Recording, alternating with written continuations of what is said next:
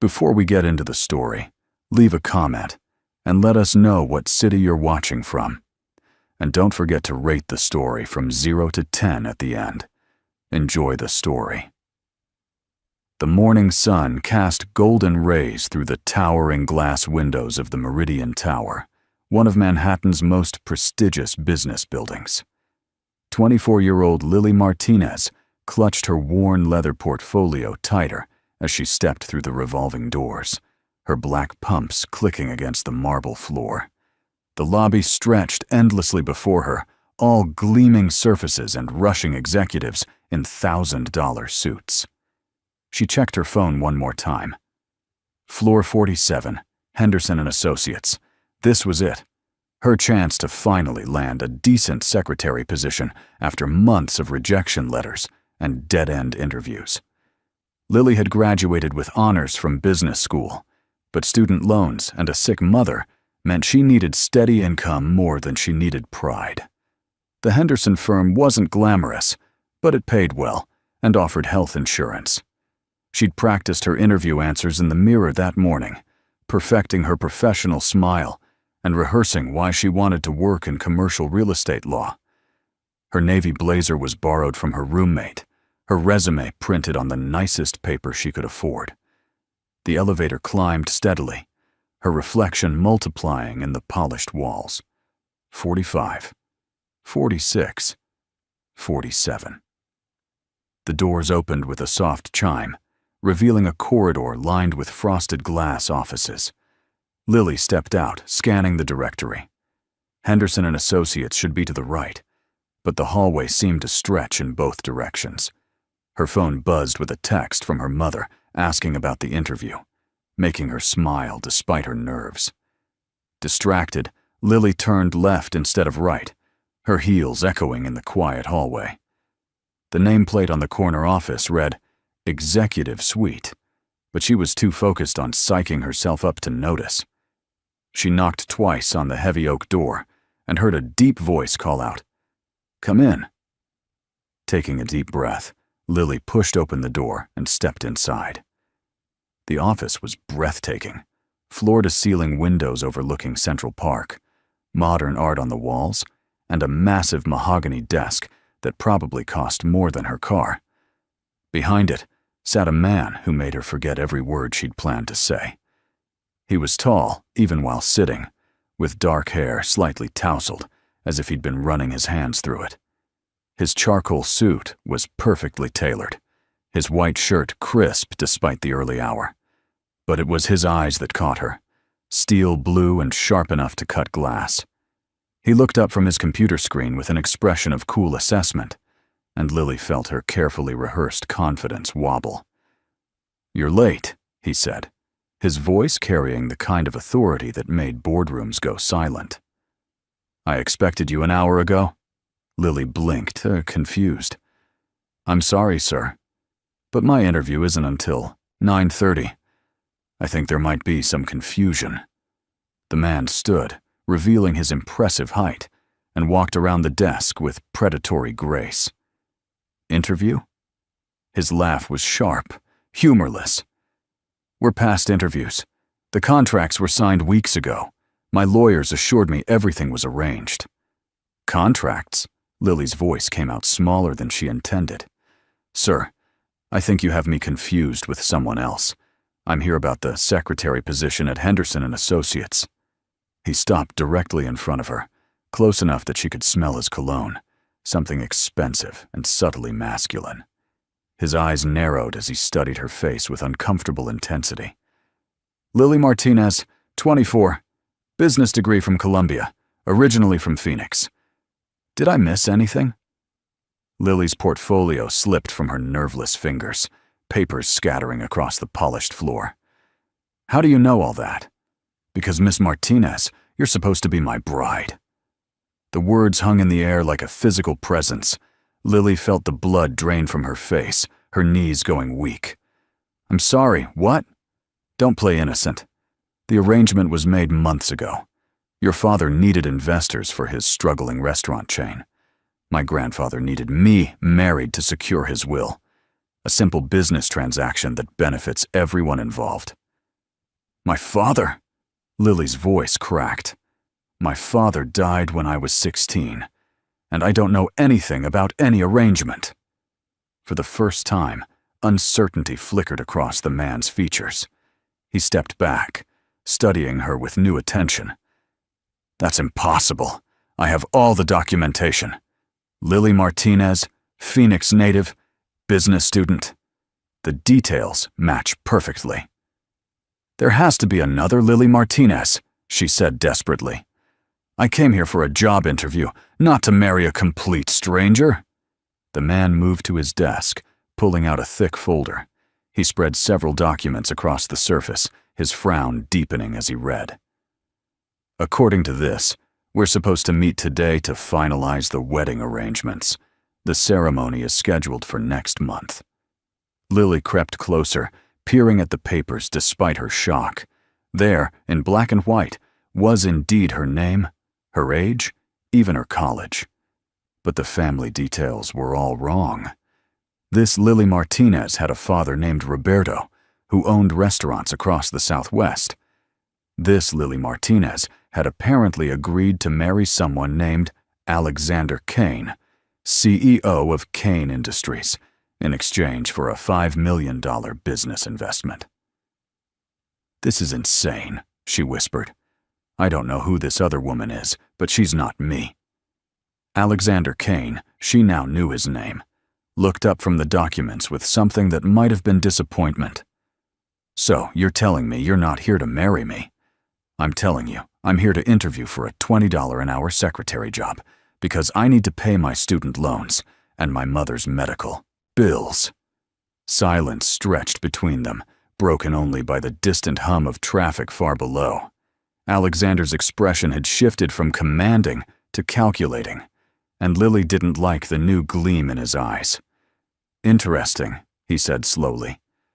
So you're the wrong woman, in the wrong office, for the wrong reasons. Completely wrong, Lily confirmed, bending to gather her scattered papers. I should go find the right office and pretend this never happened.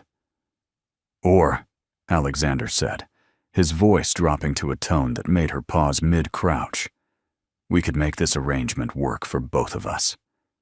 Lily straightened slowly, clutching her papers. I'm sorry? You need money. I need a wife. The original Lily Martinez is apparently nowhere to be found, and I can't postpone this wedding indefinitely. My grandfather's will is very specific about the timeline. You can't be serious. Alexander moved closer again, and this time Lily held her ground, lifting her chin defiantly. I'm always serious about business, Miss Martinez. Think about it. 1 year of marriage, all expenses paid, and at the end, a settlement large enough to pay your mother's medical bills and clear your debt.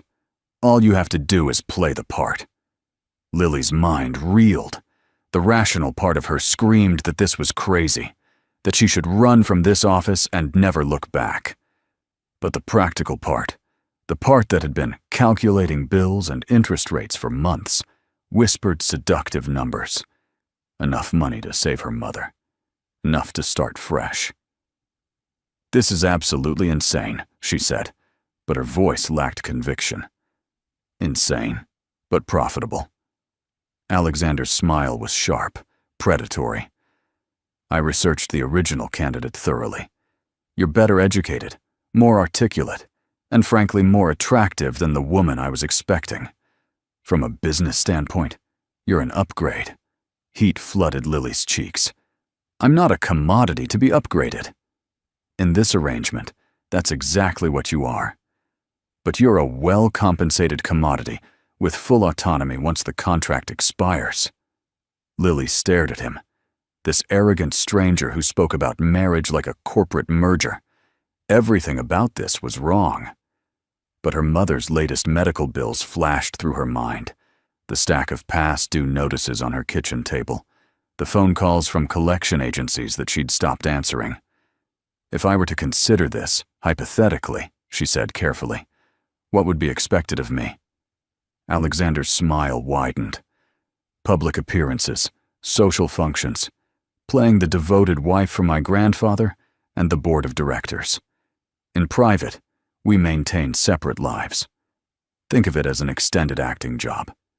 And after a year? Divorce, settlement, and you disappear back to whatever life you choose. Lily closed her eyes, her practical side warring with her principles. When she opened them, Alexander was watching her with the patience of a predator who knew his prey was cornered. I need time to think about this. Unfortunately, time is a luxury neither of us has. The board meeting is tomorrow, and I need to present my wife to secure my position as CEO. It's now or never, Miss Martinez. The words felt like a trap closing around her, but Lily found herself nodding slowly. If I agree, I want everything in writing. Every detail, every expectation, every penny of compensation. Naturally, I'll have my lawyers draft a contract this afternoon. And I want to meet your grandfather before I commit to anything. Alexander's eyebrows rose. That's not typically how these arrangements work. Then maybe you should have found your original bride, Lily shot back, surprising herself with her boldness. For a moment, something like admiration flickered in Alexander's eyes. Fair enough. We'll visit him this evening. But I should warn you, he can be intimidating. More intimidating than a man who proposes marriage to a stranger in his office. Alexander actually laughed, a real sound this time instead of that sharp bark. We'll see. As Lily signed the preliminary agreement that afternoon, her hands trembled slightly. Alexander's lawyers had worked with impossible speed, producing a contract that was both comprehensive and slightly terrifying in its specificity.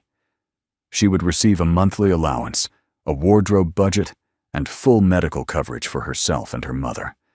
In return, she would attend all required social functions, live in Alexander's penthouse, and maintain the facade of a loving marriage.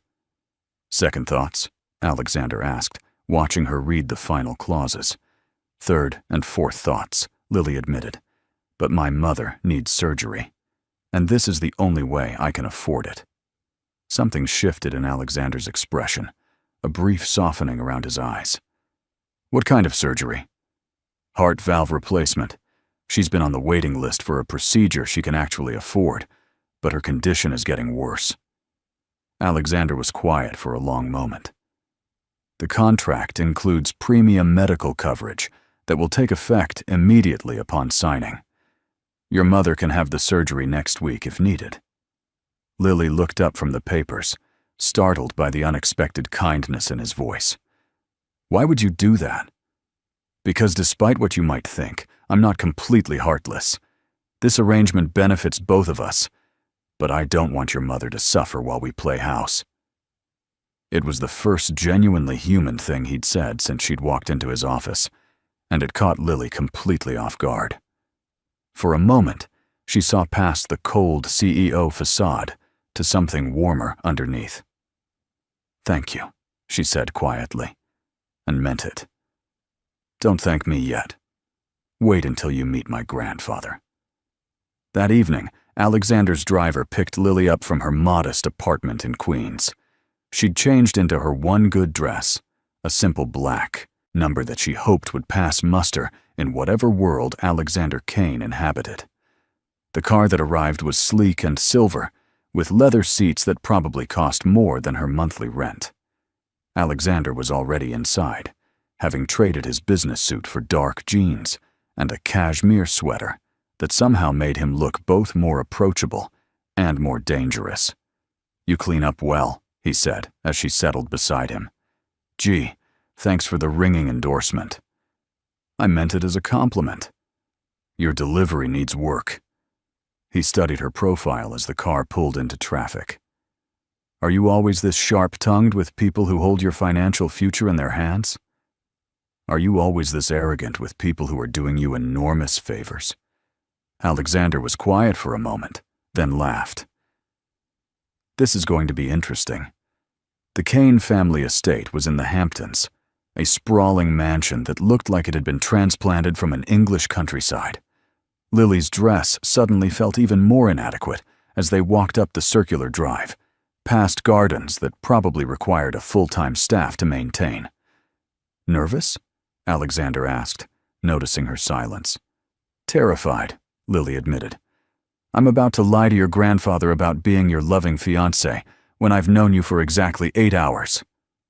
7 hours and 43 minutes, Alexander corrected. "And you don't have to lie. Just don't volunteer the truth." "That's the same thing." "It's really not." The front door opened before they could knock, revealing an elderly man in an expensive suit who looked like an older, softer version of Alexander. His eyes were the same steel blue, but they crinkled with warmth when he smiled. "Alexander? My boy." The man embraced his grandson with genuine affection before turning to Lily with undisguised curiosity. "And this must be the famous Lily I've heard so much about." "Grandfather, this is Lily Martinez." "Lily, my grandfather, William Kane." William took Lily's hand in both of his, studying her face with the same intensity as his grandson, but with far more kindness.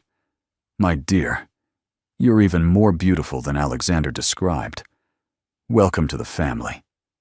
Lily felt heat rise in her cheeks. "Thank you, Mr. Kane. It's wonderful to meet you. Please, call me William. We're going to be family soon, after all." The inside of the house was as impressive as the exterior, all marble floors and crystal chandeliers. But there was warmth here, too. Family photos lining the mantelpiece, comfortable furniture that looked lived in rather than just decorative. Over dinner, William regaled them with stories of his youth, his late wife, and his pride in Alexander's business acumen. "I always worried he was too focused on work," he confided to Lily over dessert. "But seeing him with you, I can tell that's changed." Lily glanced at Alexander, who was playing his part perfectly, reaching over to take her hand, smiling at her with convincing warmth. But she could see the calculation behind his eyes, the way he monitored his grandfather's reactions. "How did you two meet?" William asked, leaning forward with interest. Lily's mind went blank. They hadn't discussed a cover story, hadn't prepared for basic questions that any grandfather would ask. She felt panic rising in her throat. "It was quite romantic, actually," Alexander said smoothly, his thumb stroking across her knuckles. "She literally walked into my life when I least expected it. One minute I was buried in spreadsheets, the next minute there she was, completely changing everything." It was technically true, Lily realized, just not in the way William would interpret it.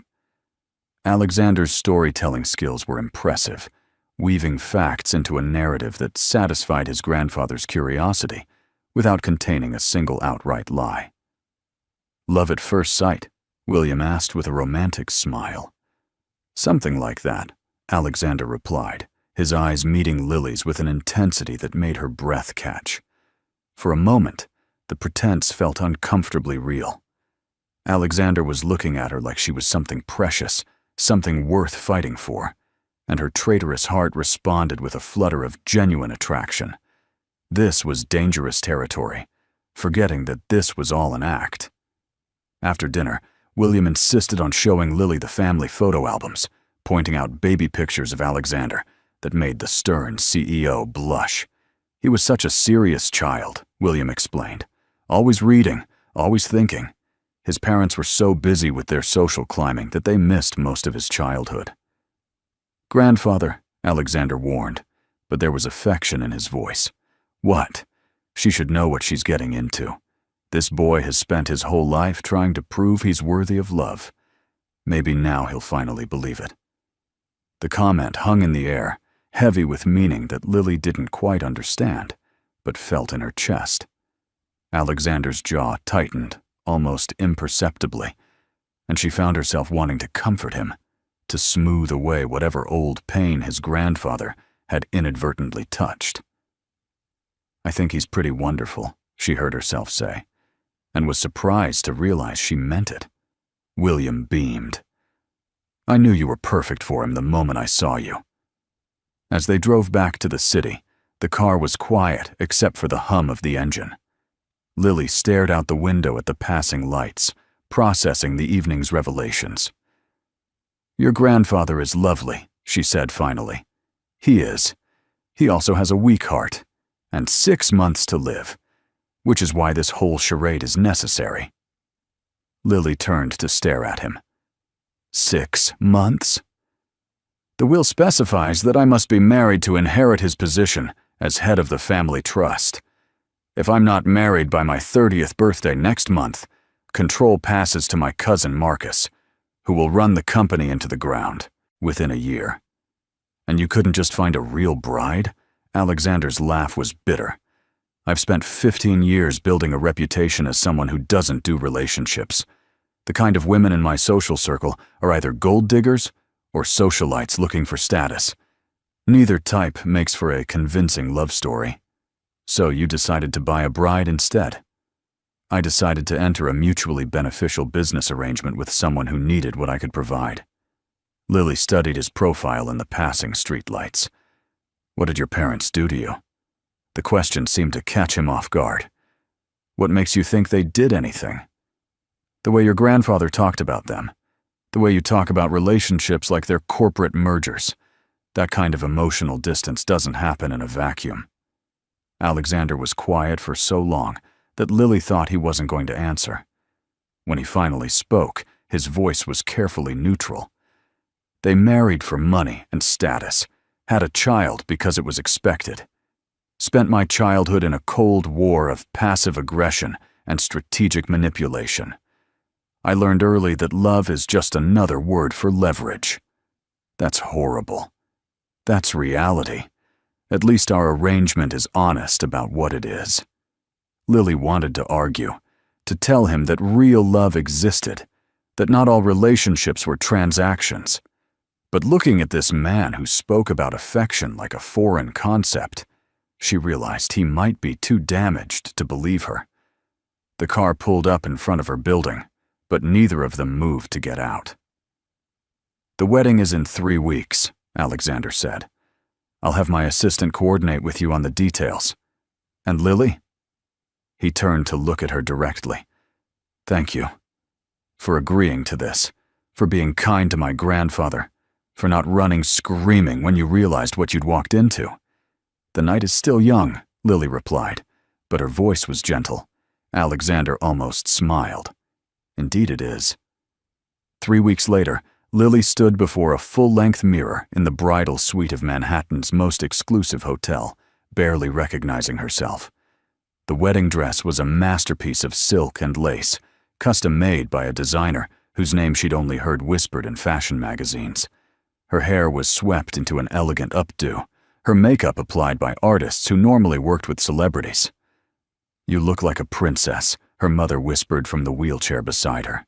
The surgery had been a complete success, and Maria Martinez was already showing dramatic improvement, though she still needed rest. "I feel like a fraud," Lily replied, adjusting the diamond necklace that Alexander had insisted she wear. "Mama, what am I doing?" "You're saving our family," Maria said firmly, "and maybe, if you're lucky, finding something real in the process." "It's not real, Mama. It's a business arrangement." "Mija, I've seen the way that man looks at you. That's not business." Lily wanted to argue, but she'd noticed it too. Over the past 3 weeks, as they'd attended parties and dinners together, she'd caught Alexander watching her with an expression she couldn't quite decipher.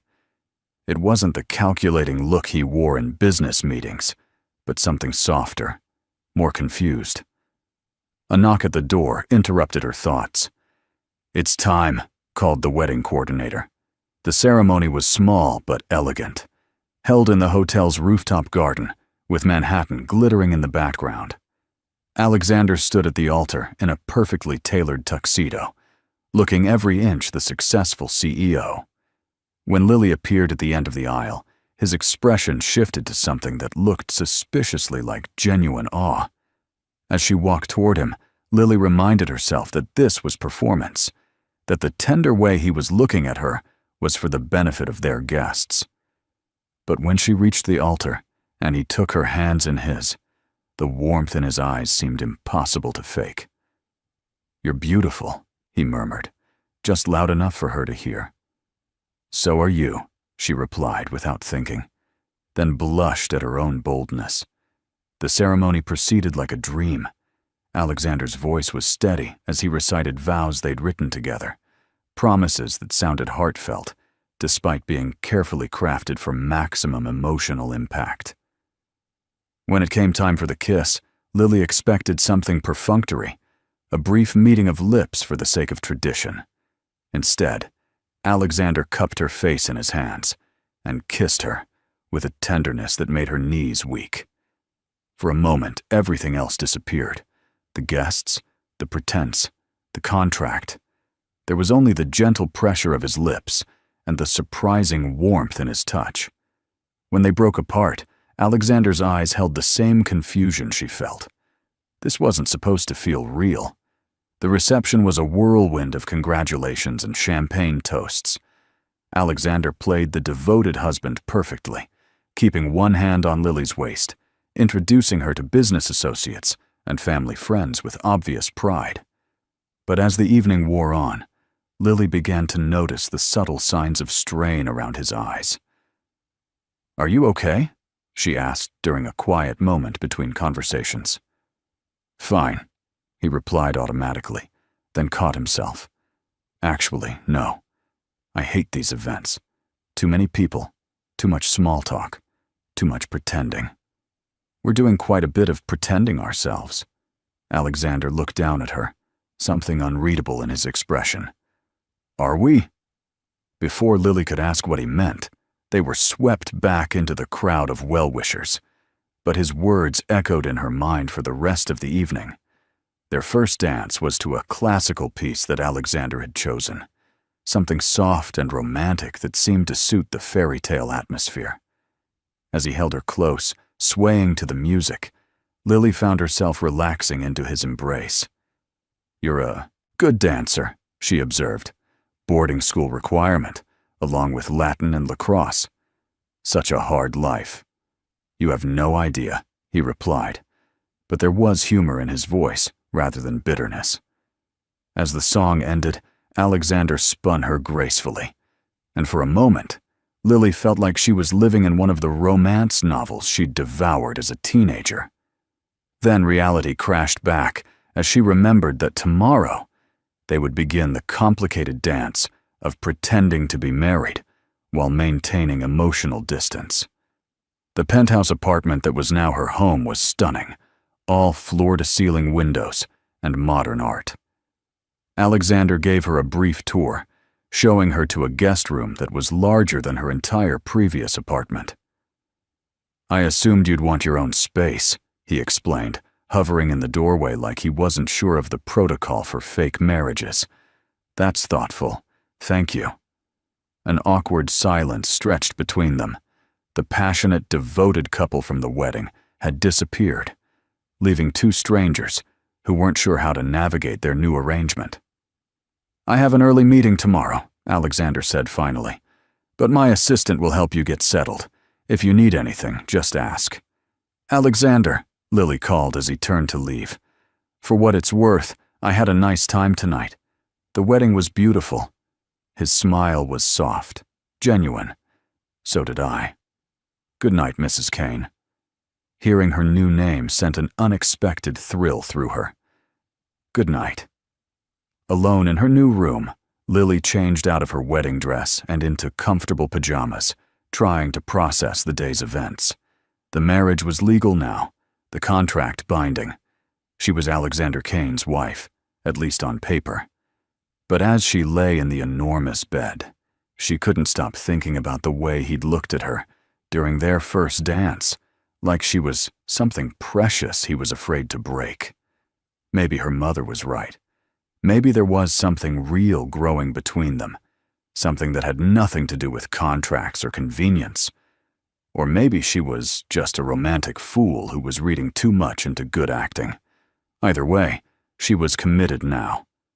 For better or worse, she was Mrs. Alexander Kane.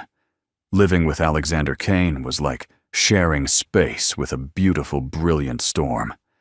He left for work before dawn and returned after dark, moving through the penthouse with focused intensity that made Lily feel like an observer in his life rather than a participant. Their interactions were polite but distant, like cordial roommates who happened to share a last name. The loneliness was unexpected. Lily had anticipated many challenges in their arrangement, but not the hollow feeling of being surrounded by luxury while feeling emotionally invisible. Alexander provided everything the contract specified: a generous allowance, a credit card with no limit, access to personal shoppers and stylists. But he seemed determined to maintain the emotional distance they'd agreed upon, even when they were alone. Their first public appearance as a married couple was a charity gala 2 weeks after the wedding. Lily spent hours getting ready, wanting to make a good impression on Alexander's business associates. When she emerged from her room in a midnight blue gown that hugged her curves, Alexander stopped mid-conversation with his phone pressed to his ear.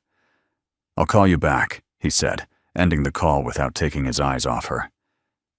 "Is something wrong?" Lily asked, suddenly self-conscious. "No, you look stunning." The compliment seemed to surprise him as much as it did her. At the gala, they fell back into their practiced routine of playing the devoted couple. Alexander kept his hand on her lower back as they mingled, introduced her with obvious pride, and laughed at her jokes like they were the wittiest things he'd ever heard. To outside observers, they looked like newlyweds still giddy with love. But Lily was beginning to recognize the subtle signs that Alexander was performing rather than feeling. His smile never quite reached his eyes. His laughter came a beat too late, and his touch, while warm, felt carefully calculated for maximum visual impact. "You're very good at this," she murmured during a quiet moment. "At what?" "Making people believe we're in love." Alexander's expression shuddered. "It's just business." The words stung more than they should have. Lily reminded herself that this was exactly what she'd signed up for. But lately, she'd found herself hoping for something more genuine between them. The evening took an unexpected turn when they encountered Marcus Kane, Alexander's cousin and primary rival for control of the family empire. Marcus was handsome in a softer way than Alexander, with golden hair and an easy smile that charmed everyone around him.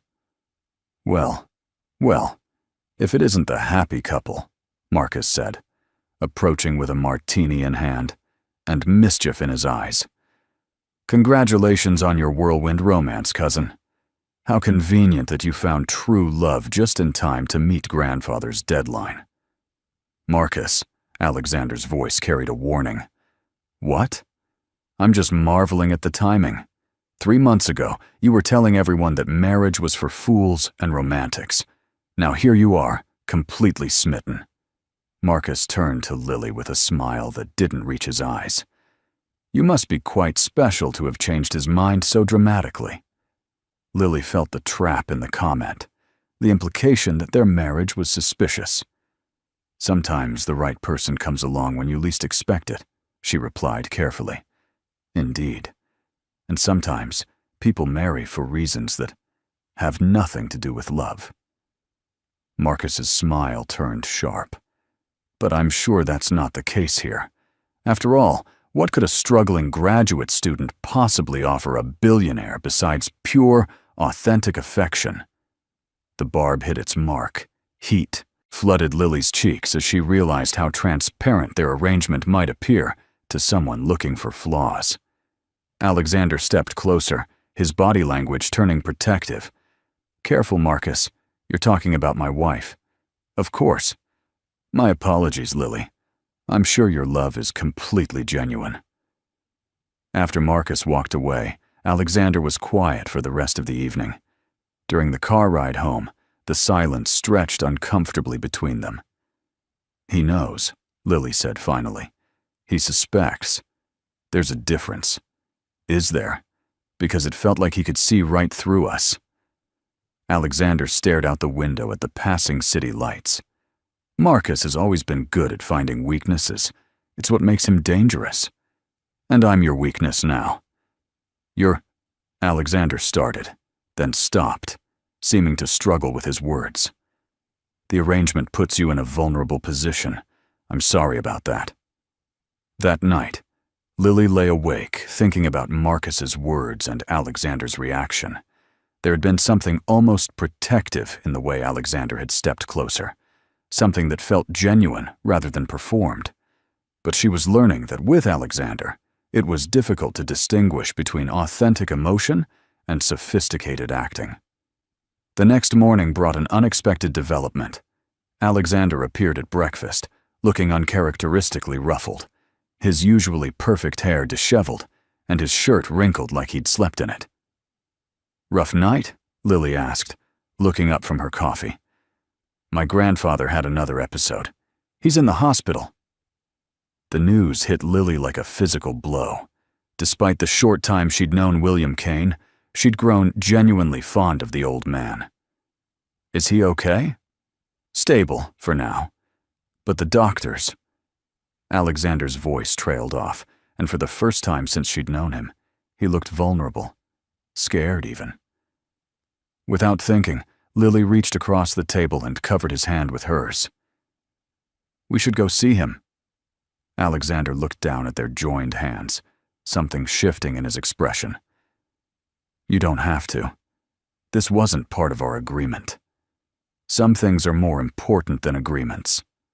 At the hospital, William looked frail against the white sheets, but his eyes lit up when he saw them enter together.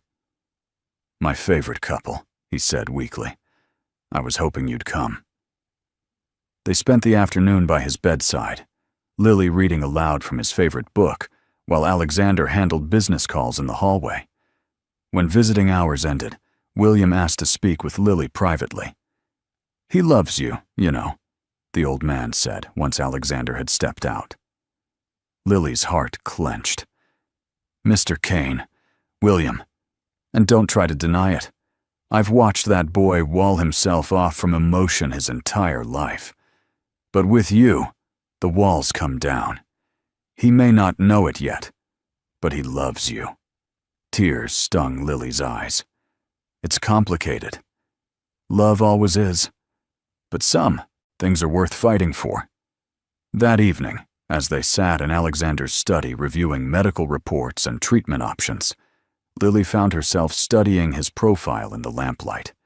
His jaw was tight with worry, his shoulders tense with the weight of responsibility. "He's going to be okay," she said softly. "Is he?"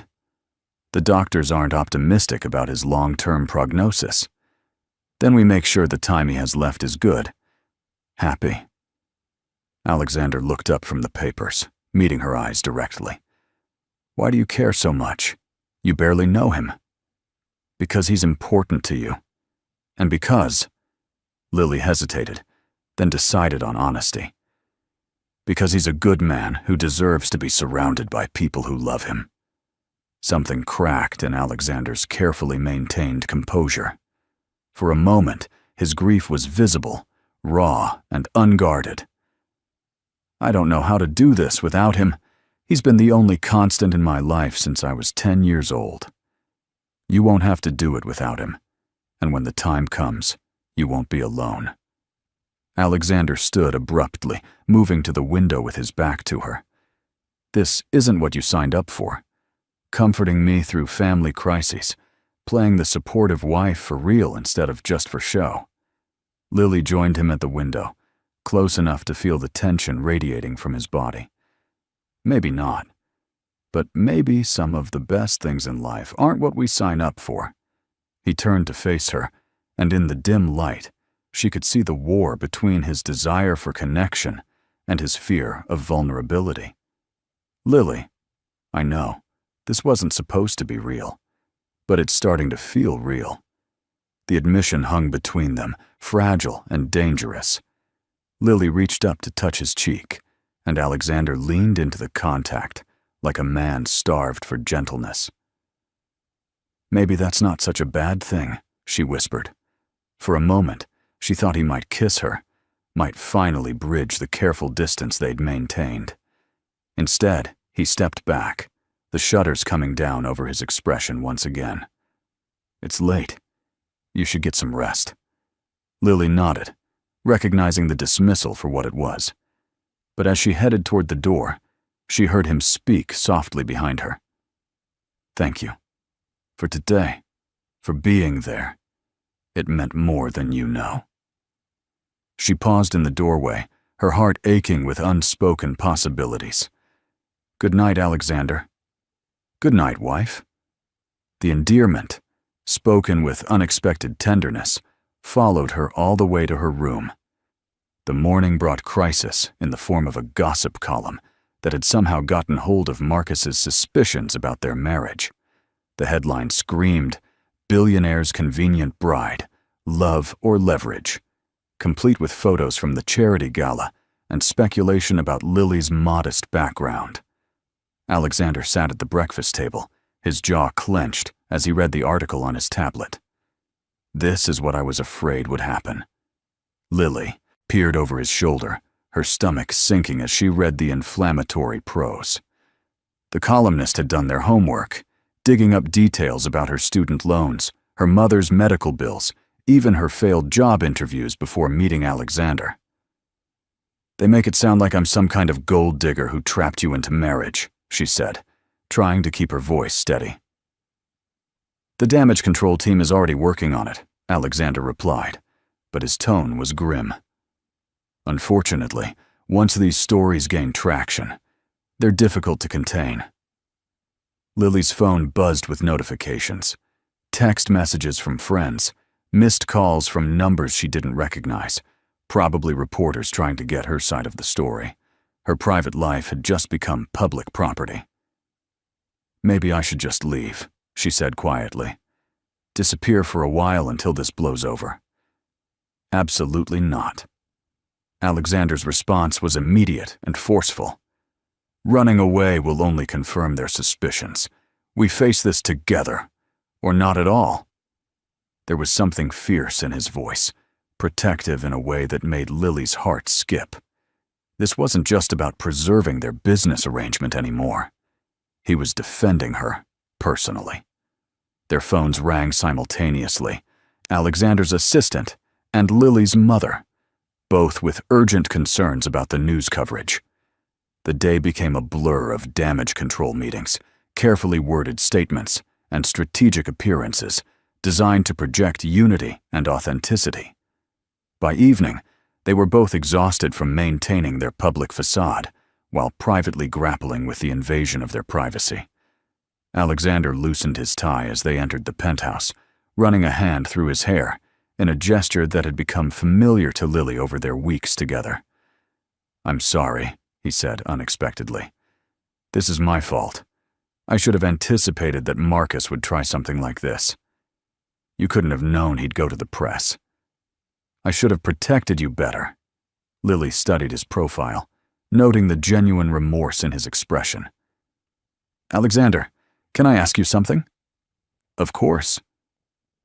"When you defend me, when you talk about protecting me, is that part of the act, or—" She trailed off, not sure how to finish the question without revealing too much of her own growing feelings. Alexander was quiet for a long moment, staring out at the city lights. "I don't know anymore. The lines are getting blurred." It was the most honest thing he'd said to her since their wedding day. Lily felt something shift between them, a door opening that had been carefully locked since they'd signed their contract. "For me, too," she admitted softly. Alexander turned to face her fully, and in his eyes, she saw the same confusion and longing that had been growing in her own heart. This wasn't supposed to happen. No, it wasn't. The contract specifically states that this arrangement is temporary. No emotional attachments. I remember. But somewhere along the way, you stopped feeling like a business partner and started feeling like— He paused, searching for words. Like what? Like someone I don't want to lose. The admission hung between them, vulnerable and dangerous. Lily took a step closer, drawn by the uncertainty in his voice, and the hope she hardly dared acknowledge. "Alexander, what are you saying?" Before he could answer, his phone rang with the harsh sound of an emergency call. Alexander glanced at the screen, and his face went pale. "It's the hospital." The ride to the hospital was silent except for the sound of city traffic and Lily's racing heartbeat. Alexander gripped the steering wheel tightly, his knuckles white with tension. When they arrived, the doctor's grave expression told them everything they needed to know before he spoke. William Kane had suffered a massive heart attack. He was stable but weak, and the prognosis wasn't good. They were allowed to see him briefly, finding him connected to machines that beeped steadily in the quiet room. "Alexander." William's voice was barely a whisper. "Lily, I'm glad you're both here. Don't talk, grandfather. Save your strength." "No, I need to say this." William's eyes moved between them with effort. "I know this marriage started as an arrangement. I've known from the beginning." Lily's breath caught. Alexander went rigid beside her. "But what I've watched develop between you, that's real. Don't let fear or pride destroy something beautiful. Grandfather, you need to rest. Promise me, Alexander. Promise me you'll fight for love when you find it. Your parents never learned that lesson. Don't make their mistake." Alexander's voice was thick with emotion. "I promise." William's eyes drifted closed, and the machines continued their steady rhythm. The nurses asked them to leave so he could rest, and they found themselves in the hospital corridor, processing what had just happened. "He knew," Lily said finally. "He always knows everything. It's infuriating." But he still seemed happy. About us, I mean. Alexander leaned against the wall, exhaustion evident in every line of his body. He sees things that aren't there sometimes. Hope where there should be realism. Or maybe he sees things that we're too scared to acknowledge. Alexander looked at her sharply. "Lily, what are we doing here? This whole situation has gotten completely out of hand. Has it? Or has it just become more honest? Honest. We're lying to everyone, including ourselves, if we think this can work long term. Why can't it work?" The question seemed to catch Alexander off guard. Because it's not real. It's built on a contract, not genuine feeling. Contracts can evolve. People can change. Not people like me. What does that mean? Alexander pushed off from the wall, pacing in the small space. "It means I'm not equipped for real relationships, Lily. I don't know how to love someone without wanting to control them, without turning everything into a transaction. That's not true, isn't it? Look at how we started. I literally tried to buy you. But that's not how it continued. The way you took care of my mother, the way you defended me to Marcus, the way you're worrying about your grandfather, that's not control or transaction. That's caring." Alexander stopped pacing, his eyes searching her face. "You really believe that?" "I believe you're capable of more than you think you are. I believe your grandfather sees something in you that you're afraid to see in yourself." "And what about you? What do you see?" Lily stepped closer, her heart pounding with the risk she was about to take. "I see a man who's spent so long protecting himself that he's forgotten what it feels like to be vulnerable. But I also see someone worth fighting for. Lily, I'm falling in love with you, Alexander. Not the CEO, not the billionaire, but the man who stays up all night when his grandfather is sick, who makes sure my mother gets the best medical care, who holds my hand when he thinks I'm scared." Alexander stared at her, his expression cycling through surprise, fear, and something that looked like desperate hope. This is insane. Maybe, but maybe insane is exactly what we both need. For a moment, she thought he might pull her into his arms, might finally acknowledge what had been building between them for weeks. Instead, he stepped back, the familiar wall sliding back into place. We should go home. It's been a long day. Lily nodded, recognizing the retreat for what it was. But she'd said what needed to be said, put her feelings on the table despite the risk. Now it was up to Alexander to decide what he wanted to do with them. As they drove through the quiet city streets, Lily caught Alexander glancing at her in the peripheral vision, his expression thoughtful. Something had shifted tonight, even if he wasn't ready to acknowledge it yet. Back at the penthouse, they went through their usual nighttime routine, but the air between them was charged with unspoken possibilities. At her bedroom door, Lily paused. Alexander? Yes? Whatever happens next, I want you to know that I don't regret any of this. Meeting you, marrying you, falling for you, even if it doesn't work out the way I hope. Alexander's mask slipped for just a moment, revealing the longing he'd been trying so hard to hide. Good night, Lily. Good night. But as she lay in bed that night, Lily could hear Alexander moving around his room, restless and wakeful. She wondered if he was fighting the same battle she was, between the safety of their original arrangement and the terrifying possibility of something real. The next few days passed in a strange suspension of normalcy. Alexander threw himself into work with renewed intensity, leaving early and returning late, while Lily spent her time visiting William in the hospital and trying to ignore the continued media speculation about their marriage. They moved around each other like polite strangers, the intimacy of her confession hanging between them like an unacknowledged elephant. On Thursday evening, Lily was curled up in the living room, reading when Alexander returned home, looking more disheveled than usual. His tie was crooked, his hair mussed, and there was something almost frantic in his eyes. Long day? She asked gently. Marcus called an emergency board meeting. He's pushing for a vote of no confidence, claiming that my personal life is affecting my judgment. Lily set down her book, alarmed. Can he do that? He's building a case. The gossip articles, questions about our marriage, concerns about my focus since grandfather's been ill. Alexander collapsed into the chair across from her, suddenly looking exhausted. He's not entirely wrong. My judgment has been compromised lately. Because of me. Because of what you make me feel. The admission was quiet, but earth-shattering.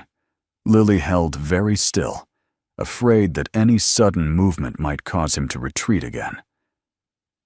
Alexander, I can't stop thinking about what you said at the hospital, about falling in love, about fighting for what matters. He looked up at her with eyes that held none of his usual guarded control. It's terrifying. Why? Because I've never felt this way about anyone. Because I don't know how to separate what I want from what's good for business. And for the first time in my life, I don't care about the business implications.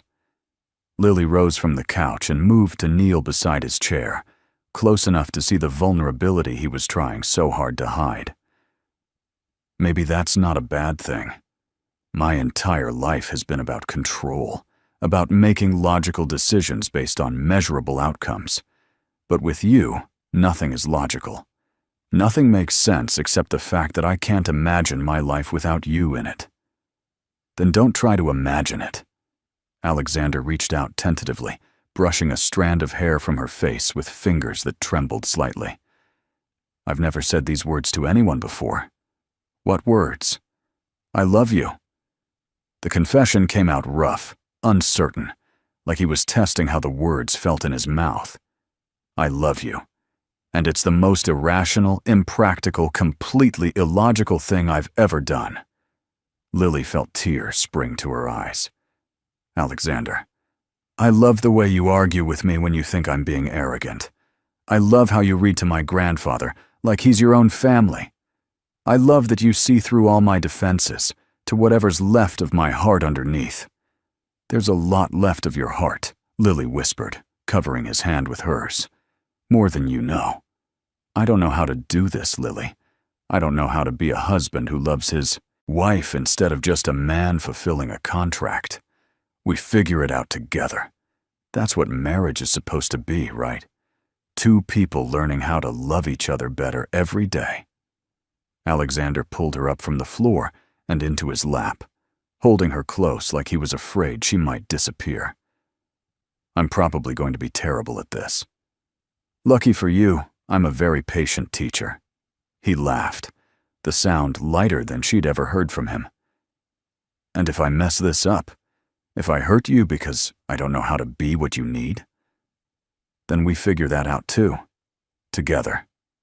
Alexander cupped her face in his hands, looking into her eyes with an intensity that made her breath catch. I love you, Lily Kane, not because of a contract or an arrangement, but because you walked into my life and changed everything. I love you too, the real you, not the perfect CEO image you show the world. When he kissed her this time, it was nothing like their carefully performed public displays of affection. This was raw, desperate, and completely genuine. It was the kiss of a man who had finally stopped fighting his heart and surrendered to what he'd been trying to deny. When they broke apart, both breathing hard, Alexander rested his forehead against hers. So what happens now? Now we stop pretending and start being real. What about the board meeting, Marcus? We face it together, as partners, not just contract signers. Alexander was quiet for a moment, then smiled with more genuine warmth than she'd ever seen from him. You know, when you first walked into my office, I thought you were going to complicate my life. I did complicate your life. Best thing that ever happened to me. That night, for the first time since their wedding, they fell asleep in the same bed. Not because the contract required it, but because neither of them wanted to be anywhere else. Alexander held Lily close, his hand stroking her hair as she drifted off against his chest. Lily, he murmured in the darkness. Thank you for walking into the wrong office. Thank you for being worth finding. The next morning brought news that William's condition had improved enough for him to return home. When they arrived at the estate to pick him up, he took one look at them and broke into a knowing smile. Well, something's changed. What makes you say that? Alexander asked, though he couldn't quite hide his grin. You're holding hands like you mean it, instead of like you're posing for a photograph. And Lily's practically glowing. We've come to some understanding, Lily said diplomatically. About time. I was beginning to worry you'd both be too stubborn to admit what was obvious to everyone else. As they helped William settle back into his favorite chair at home, he pulled Alexander aside. You kept your promise. What promise? To fight for love when you found it. Your grandmother would be proud. Alexander glanced over at Lily, who was fussing over William's medications with the care of a daughter. I almost let fear win. But you didn't. That's what matters. The board meeting was scheduled for the following Monday. Over the weekend, Alexander and Lily prepared their strategy, not as business partners, but as a team united by love and shared purpose. Marcus could question their marriage all he wanted, but he couldn't argue with results, and under Alexander's leadership, Kane Industries had posted record profits. Whatever happens in that meeting, Alexander said as they dressed for the confrontation, I want you to know that I don't regret any of this. Even if we lose everything, having you in my life has been worth it. We're not going to lose everything, Lily replied confidently, straightening his tie. We're going to win because we have something Marcus doesn't understand. What's that? We have each other, really and truly, not just on paper. The boardroom was tense when they arrived, Marcus sitting at the head of the table like he'd already won. But as Alexander presented his quarterly reports and future projections, speaking with the passion of a man who finally had something worth fighting for, the tide began to turn. When Marcus raised questions about Alexander's personal life affecting his judgment, Lily surprised everyone by standing up to address the board directly. I know there have been questions about our marriage, about whether it's real or just convenient timing. I'm here to tell you that love isn't always convenient, and real relationships don't always follow expected timelines. What Alexander and I have is genuine, built on respect, partnership, and shared values. If that makes him a better leader, then I'm proud to be part of it. The vote of confidence passed by a wide margin. Marcus's coup attempt had failed, and Alexander's position as CEO was secure. But more importantly, they had faced their first real test as a couple and emerged stronger. That evening, they celebrated quietly at home with William, who raised his glass of wine in a toast. To love conquering all, even corporate politics. To family, Alexander replied, his arm around Lily's waist. To new beginnings, Lily added, smiling up at her husband. As the evening wound down and William retired to his room, Alexander and Lily stood on the balcony overlooking the city. The lights twinkled like stars, and the future stretched out before them full of possibility. Any regrets? Alexander asked, pulling her closer. Only that it took us so long to get here. We got here when we were ready, when we were both brave enough to admit what we really wanted. And what do we really want? Alexander turned her in his arms, looking down at her with eyes full of love and promise. Everything. A real marriage, a real partnership, a real life together. That sounds perfect to me. He kissed her under the star-lit sky. Lily marveled at how a simple case of wrong directions had led her to exactly where she belonged. Sometimes the best destinations were the ones you never planned to reach.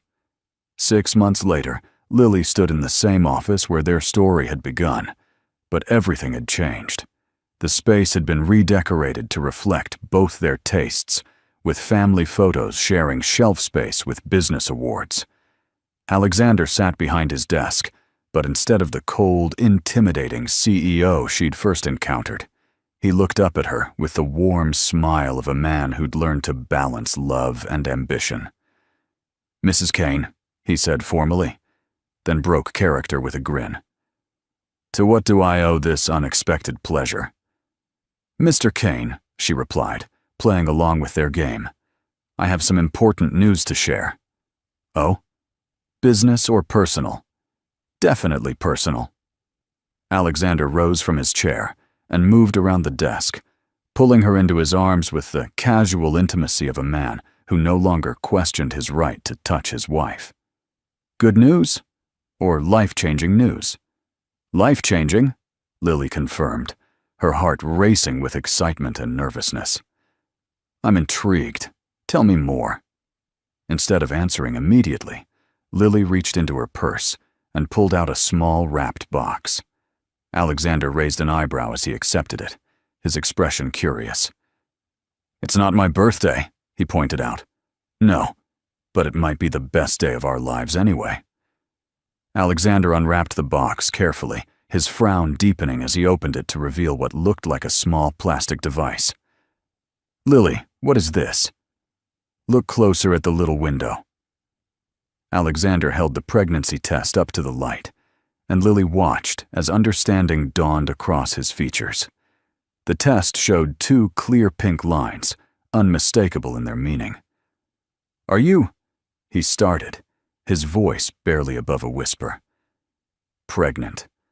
About 8 weeks along, according to the doctor."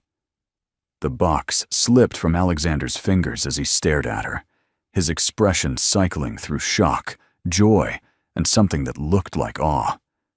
"We're having a baby." "We're having a baby," Lily confirmed, tears starting to fall as relief washed over her. She'd been nervous about his reaction, unsure how he'd feel about this unplanned development in their carefully structured life.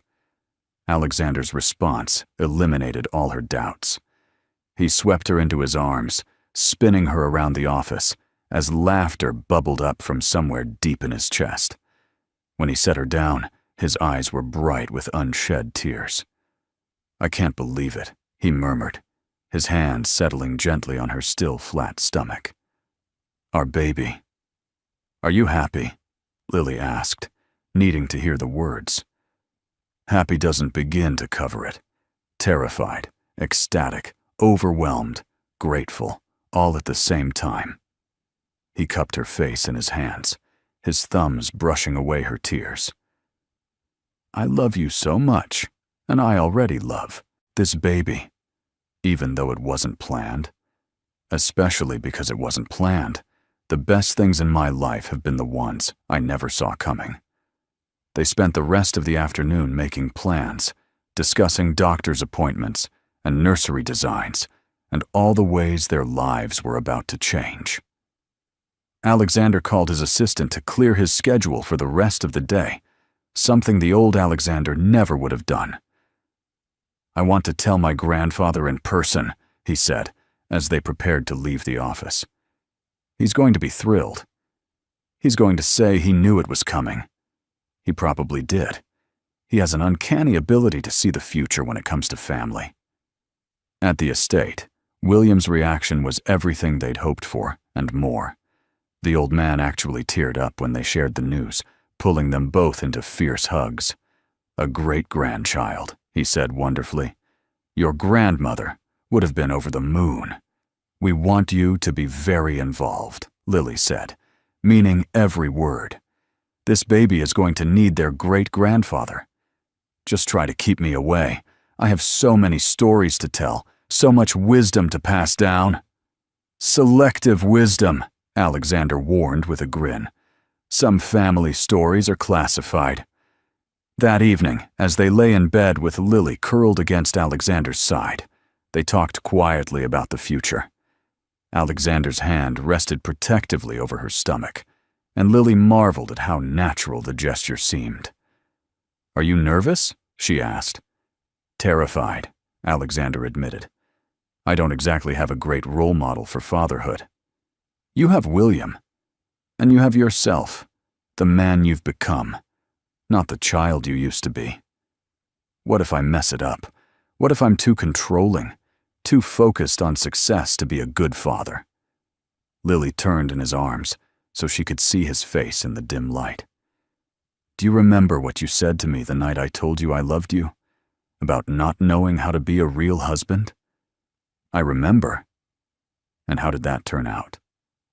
Alexander's smile was soft, grateful.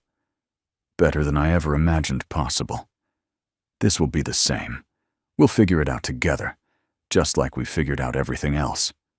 "Together," Alexander repeated, like he was still amazed by the concept. "Together." The pregnancy progressed smoothly, with Alexander proving to be an unexpectedly attentive, expectant father. He read every parenting book he could find, interviewed pediatricians with the thoroughness of a CEO hiring a new executive, and treated Lily like she was made of spun glass. "You don't have to hover," she told him one morning when she found him watching her eat breakfast with intense concentration. "I'm not hovering. I'm observing, making sure you're getting proper nutrition. Alexander, I'm pregnant, not fragile. You're carrying my child. That makes you the most precious thing in my world." It was impossible to argue with, that kind of devotion, so Lily just smiled and let him fuss. The truth was, she loved seeing this tender side of him, the way he talked to her stomach when he thought she was asleep, the way he'd already started planning their child's education and future.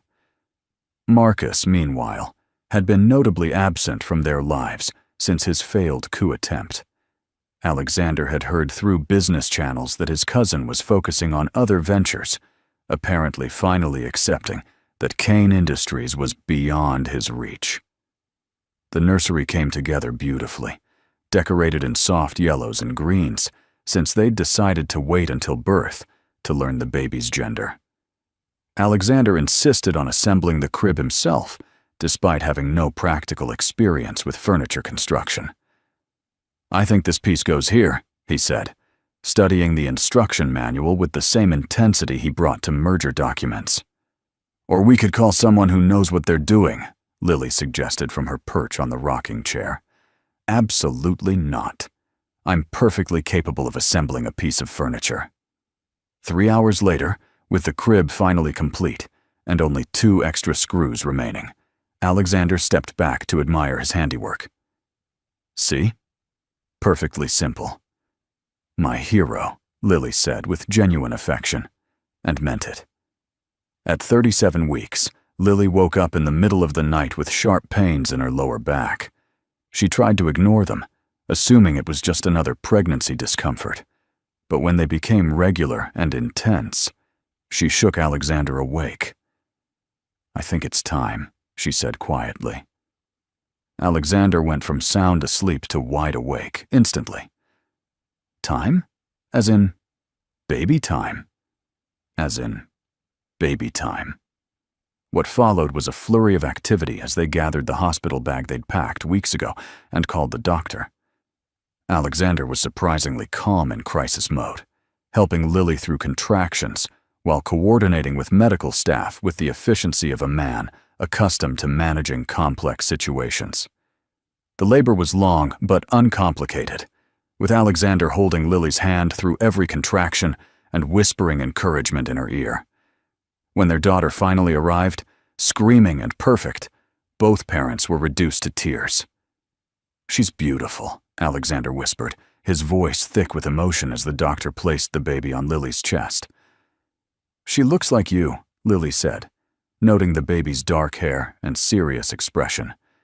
She has your mouth, and hopefully your temperament. They named her Grace Elena Kane, after Alexander's grandmother and Lily's middle name.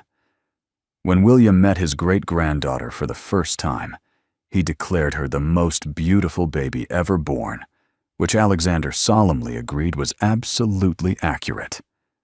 She's going to be spoiled rotten, Lily observed, watching her husband gaze at their daughter with complete besotment. Absolutely, Alexander confirmed without shame. She's a Kane. It's her birthright. As they settled into life as a family of 3, Lily often reflected on the twists of fate that had brought them together. A wrong turn, a case of mistaken identity, a fake marriage that had become the most real thing in her life. Do you ever wonder what would have happened if I'd found the right office that day? She asked Alexander one evening as they watched Grace sleep in her bassinet. Never, Alexander replied firmly, because somehow, I know you would have found your way to me eventually. Some things are just meant to be. You sound like your grandfather. I'm taking that as a compliment. You should. As Grace grew from newborn to infant to toddler, the Kane family settled into a rhythm of love, laughter, and the occasional chaos that comes with raising a strong-willed child who had definitely inherited both parents' stubborn streaks. Alexander proved to be an adoring father who wasn't above getting down on the floor to play blocks or reading the same bedtime story 15 times in a row if Grace requested it. Lily watched him with their daughter and marveled at the transformation from the cold CEO she'd first met to this warm, devoted family man. You're staring again, Alexander observed one Saturday morning as they watched Grace toddle around the garden, chasing butterflies. I'm admiring, Lily corrected. There's a difference. Admiring what? The man you've become, the father you are, the husband you turned out to be. Alexander pulled her closer, pressing a kiss to the top of her head. I couldn't have done any of it without you. We did it together. Together, he agreed, and in that simple word was the story of everything they'd built. A love that had started as pretense and become the foundation of a life neither of them could have imagined. As Grace squealed with delight over a particularly beautiful butterfly, her parents watched with the contentment of 2 people who had found exactly what they didn't know they were looking for. Sometimes the wrong door led to exactly the right place. Years passed, like pages in a favorite book, each chapter bringing new joys and challenges that Alexander and Lily faced as the true partners they'd become. Grace grew into a precocious 4-year-old, with her father's determination and her mother's compassion, ruling their household with the benevolent tyranny that only beloved children can manage. "Daddy, why do you wear those boring suits?" Grace asked one morning, climbing onto Alexander's lap as he reviewed reports over breakfast. "Because grown-ups wear suits to work, sweetheart. But they're so gray and sad. You should wear colors like Mommy does." Lily hid her smile behind her coffee cup, watching her husband's expression soften, as it always did when their daughter offered her opinions on his life choices. "What colors do you think I should wear?" Alexander asked seriously, as if consulting with his most important advisor. "Purple, and maybe some sparkles." "Sparkles might be challenging in board meetings. Then the other people are boring too." "She has a point," Lily interjected. "You could branch out a little. Maybe a blue shirt instead of white once in a while." Alexander looked between his wife and daughter, both watching him with expectant expressions. "I suppose I could consider some strategic wardrobe updates." "Yay!" Grace clapped her hands. "I'll help you pick." It was moments like these that reminded Alexander how much his life had changed since Lily had walked into his office with her nervous smile and determined spirit. The man who had once valued control above all else now found his greatest joy in the beautiful chaos of family life. The business continued to thrive under Alexander's leadership, but he'd learned to delegate more, to trust his team, and most importantly, to leave work at the office. Family dinners were sacred, bedtime stories were non-negotiable, and Saturday mornings belonged entirely to whatever adventure Grace had planned for them. William, now in his 80s, but still sharp as ever, remained an integral part of their family. Grace adored her great-grandfather, and he spoiled her with the enthusiasm of a man who had waited his entire life to have a little girl to dote on. "She's going to run the company someday," he declared one afternoon, as they watched Grace build an elaborate castle out of blocks. "She's 4, Grandfather," Alexander pointed out. "Never too early to start planning. Look at that focus, that attention to detail. She's a natural leader." "Or she just likes building things," Lily suggested diplomatically. "Leadership qualities," William insisted. "Mark my words." The conversation was interrupted by Grace's announcement that her castle needed a princess, and would someone please help her find one in her toy box. Alexander immediately abandoned his coffee to assist with this crucial architectural decision, because in his daughter's eyes, he was the most important person in the world, and he never took that responsibility lightly. One evening, as they were putting Grace to bed, she looked up at her parents with the serious expression she wore when contemplating life's big questions. "Mommy, Daddy, how did you fall in love?" Lily and Alexander exchanged glances over their daughter's head. They'd discussed this moment, knowing that eventually, Grace would be curious about their story. "Well," Lily began carefully, "Mommy got lost one day and ended up in Daddy's office by mistake." "You got lost?" Grace's eyes widened with interest. "I was looking for a job, and I went to the wrong place. But sometimes, wrong turns lead us exactly where we need to be." "Did Daddy give you a job?" "He gave me something much better," Alexander said, smoothing Grace's hair. "He gave me a family." "And Mommy gave me the best surprise of my whole life," Lily added. "What surprise?" "You," both parents said simultaneously, making Grace giggle. "Tell me the rest of the story." So they did, editing appropriately for a 4-year-old audience, turning their complicated beginning into a fairy tale about finding love in unexpected places. Grace listened with rapt attention, asking questions about the wedding. Was Mommy a beautiful princess? And the early days of their marriage. Did you live happily ever after right away? "We're still working on the happily ever after part," Alexander explained. "That's the thing about love, sweetheart. It keeps getting better the longer you practice it. Like piano lessons? Exactly like piano lessons. After Grace was finally asleep, Lily and Alexander retreated to their bedroom, a space that had evolved from the formal guest room where Lily had first slept to a warm sanctuary filled with photos of their life together. "Do you think we told that story right?" Lily asked, settling into Alexander's arms. "I think we told our story, the version that matters now. Sometimes I still can't believe this is our life." "What? You mean the part where we're blissfully happy with our perfect daughter and our thriving business and our family who loves us unconditionally? When you put it like that, it does sound almost too good to be true." Alexander pulled her closer, pressing his lips to her forehead. "It's real, Lily. We built this together, and it's ours. I love you," she whispered, the words as true now as they had been that first night she'd found the courage to say them. "I love you too, more than I ever thought possible." Their quiet moment was interrupted by a small voice from the doorway. "Mommy? Daddy?" "I had a bad dream." Without hesitation, they made room in their bed for their daughter, who snuggled between them with the absolute trust that only children possess. As Grace drifted back to sleep, her small hand clasped in each of theirs, Lily smiled into the darkness. "This is my favorite part of the story," she whispered to Alexander. "What part?" "The part where we all live happily ever after."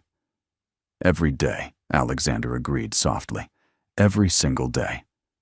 The next morning brought news that would test their happiness in a way they never expected. Marcus Kane was back in New York, and according to the business papers, he was planning something big. The headlines were vague but ominous. "Kane cousin returns with mysterious backing, and family feud reignites at Kane Industries."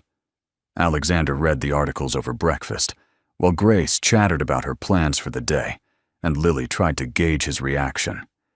His expression was carefully neutral, but she could see the tension in his shoulders. "How serious is this?" she asked once Grace had gone to play in the garden. "Potentially very serious. Marcus has been quiet for too long. If he's backed by outside investors, he could make another play for control. But the board supports you. Your leadership has been incredibly successful." "Success doesn't always matter when there's enough money involved. And Marcus is charming when he wants to be. He could convince some shareholders that change would be profitable." Lily moved behind Alexander's chair, her hands settling on his shoulders, to massage away some of the tension. "What do? We prepare. And we remember that whatever happens, we face it together." The first sign of trouble came 3 days later, when Alexander's assistant informed him that several key shareholders had requested private meetings. These were investors who had been loyal to the Kane family for decades, and their sudden desire for one-on-one conversations was concerning. "They're being courted," Alexander explained to Lily that evening. "Marcus is making his pitch, probably promising higher dividends and faster growth." "Can he deliver on those promises?" "In the short term, maybe. But it would require cutting corners, reducing employee benefits, eliminating our environmental initiatives. Everything that makes Kane Industries more than just another corporation." That night, as they lay in bed, Lily could feel Alexander's restlessness. He was staring at the ceiling, his mind clearly racing through scenarios and contingencies. "Talk to me," she said softly. "What are you thinking?" "I'm thinking that I might lose everything my grandfather built.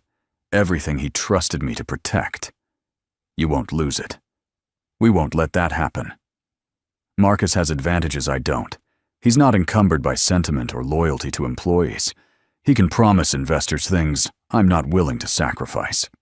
Lily turned to face him in the darkness. "Those things you're not willing to sacrifice? That's exactly why you're the right person to lead this company. That's why the people who matter will stand by you.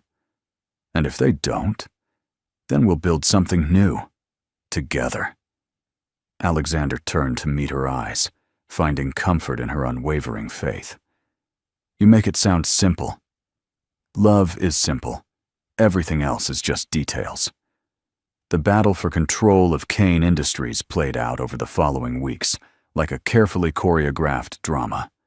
Marcus made his move with the precision of a military campaign, targeting shareholders with presentations that promised immediate returns and aggressive expansion. Alexander countered with a different strategy, one that focused on long-term stability and corporate responsibility. He arranged town halls with employees, showcasing the company's community investments and environmental initiatives. Where Marcus promised profit, Alexander offered purpose. The turning point came during a shareholder meeting where both cousins presented their visions for the company's future. Marcus spoke first, his presentation polished and persuasive, full of charts showing projected earnings and market dominance. When Alexander took the stage, he chose a different approach entirely. My grandfather used to tell me that a company's true value isn't measured in quarterly reports, he began, his voice steady and confident. It's measured in the lives it touches, the communities it serves, and the legacy it leaves behind. He talked about employees who had been with the company for decades, about scholarship programs that had sent hundreds of children to college, about environmental initiatives that had won international recognition. But most importantly, he talked about responsibility. Marcus promises you greater profits, and he might deliver them, at least initially. But I promise you something more valuable, a company you can be proud to own, one that builds wealth not just for shareholders, but for society as a whole. The room was silent when he finished, and for a moment, Alexander wondered if he had misjudged the audience. Then William Kane, still sharp despite his age, stood slowly from his seat. I've watched both of these young men grow up, he said, his voice carrying clearly through the room. One learned that business is about numbers. The other learned that business is about people. I know which one I'm backing. The vote wasn't even close. Alexander retained control of the company by a margin that surprised even his supporters. Marcus's challenge had failed, decisively and publicly. After the meeting, as shareholders filed out and congratulations were offered, Marcus approached Alexander with something that might have been respect in his eyes. Well played, cousin, he said quietly. I underestimated the power of sentiment. It's not sentiment, Marcus. It's principle. Perhaps. Either way, you've won this round. I hope you're ready for the responsibility that comes with it. I've been ready my whole life. Marcus nodded once, then walked away, leaving Alexander to savor his victory with the people who mattered most, his family. That evening, they celebrated quietly at home with William and a few close friends.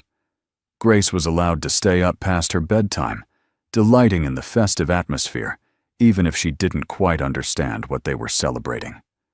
Daddy won, she announced to anyone who would listen. He's the best daddy in the whole world. Yes, he is, Lily agreed, watching her husband with pride and love. Later, after the guests had gone home and Grace was finally asleep, Alexander found himself on the balcony, looking out over the city lights. Lily joined him, slipping her arms around his waist from behind. How does it feel to save the company? She asked. Like the beginning rather than the end. We've got work to do, plans to implement, a future to build. We? Alexander turned in her arms, smiling down at her. Did you think you could get rid of me that easily? You're stuck with me, Mrs. Kane, for better or worse, remember? I remember, and I choose better, every single day. As they stood together under the stars, Alexander reflected on the journey that had brought them to this moment. From that first confused encounter in his office to this night of triumph, every step had led them here, to a love that was real, a family that was whole, and a future that was theirs to shape together. Lily? Yes? Thank you for walking into the wrong office that day. Thank you for being worth finding. In the distance, the city sparkled with endless possibilities, and the Kane family looked toward the future with hearts full of hope and hands joined in love. Some stories begin with once upon a time, but theirs had started with a simple mistake that turned out to be destiny in disguise. 5 years later, as Grace started kindergarten and Lily discovered she was pregnant with their second child, they would often tell people that the best things in life happen when you least expect them. Love finds you when you're not looking for it. Family grows in ways you never planned, and sometimes the wrong turn leads you exactly where you're meant to be. Their story had started with pretense, but had become the most authentic thing in either of their lives. And as they faced whatever challenges the future might bring, they did so with the unshakable knowledge that together they could handle anything. After all, they'd already proven that love could conquer corporate coups, family drama, and even the most carefully written contracts. What could possibly be more challenging than that? What did you think of their story? Share your thoughts in the comments. On a scale from 0 to 10, what's your rating? Subscribe to the channel and turn on notifications to follow all our stories, and check out more emotional stories by clicking on the end screen.